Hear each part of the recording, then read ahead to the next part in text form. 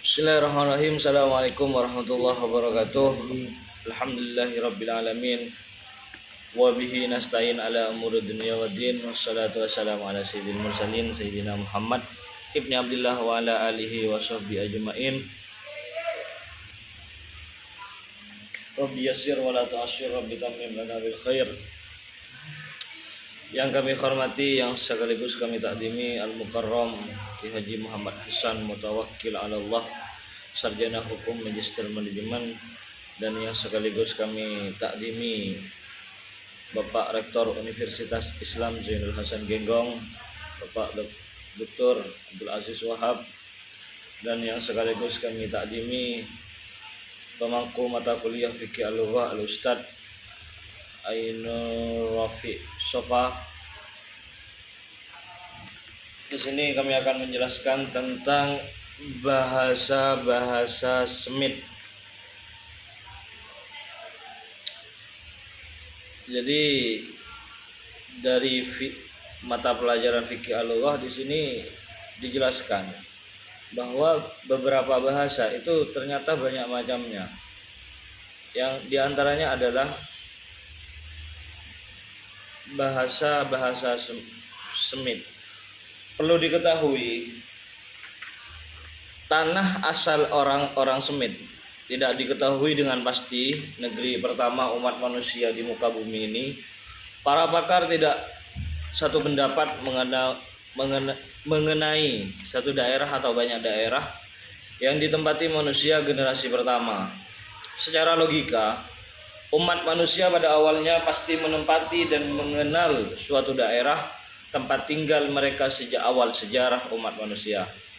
Tempat menetap inilah yang diperselisihkan para pakar. Mayoritas sejarawan menduga bahwa daerah yang ditempati Nabi Nuh dan para pengikutnya yang selamat dari banjir besar pada zaman Nabi Nuh adalah daerah yang berdekatan dengan perbukitan Silhun dan Jihun atau sebagian wilayah Armenia. Beberapa mufassir menegaskan bahwa Bukit Judi, tempat berlabuhnya kapal Nabi Nuh, adalah Gunung Ararat di perbukitan Armenia. Tempat ini atau itulah diduga tempat awal seluruh umat manusia sebelum terpencar dan terbagi-bagi di kawasan. Itulah orang-orang Arya, orang-orang Semit, dan orang-orang Hemit. Keturunan tiga anak Nabi Nuh, Sam, Ham, dan Yafis yang dinisbatkan kepada mereka bangsa-bangsa umat manusia. Di sanalah mereka kawin mawin dan berkembang biak sampai memenuhi kawasan itu. Kemudian sebagian mereka mulai beremigrasi untuk mencari makanan dan tempat menetap. Jazirah Arab, Suriah dan Palestina, daerah Rafidin, Mesopotamia adalah tempat tinggal historis bangsa-bangsa Semit. Mereka tinggal menetap terus-menerus, tetapi mereka juga menyebar di balik batas-batas negeri itu. Melalui peperangan dalam waktu yang berbeda pada zaman yang lama, atau untuk menetap di daerah-daerah lain seperti pindah ke negeri Ethiopia di pantai Afrika yang berseberangan dengan Yaman. Mereka juga mendirikan negeri Funigia di bumi Kanaan dan membangun tempat-tempat pemukiman di beberapa pulau Laut Tengah dan di pantai-pantai utara dan selatan.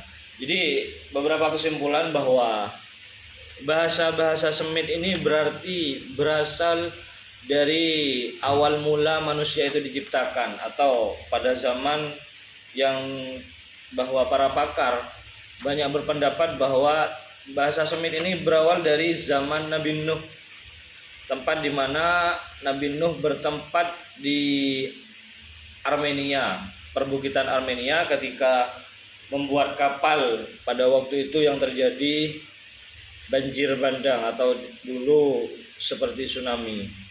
Jadi itu mungkin saja tentang bahasa Semit yang kami tangkap dalam pelajaran ini. Jadi jika ada kesalahan mohon maaf sebesar-besarnya. Ihdinas siratal mustaqim. Assalamualaikum warahmatullahi wabarakatuh.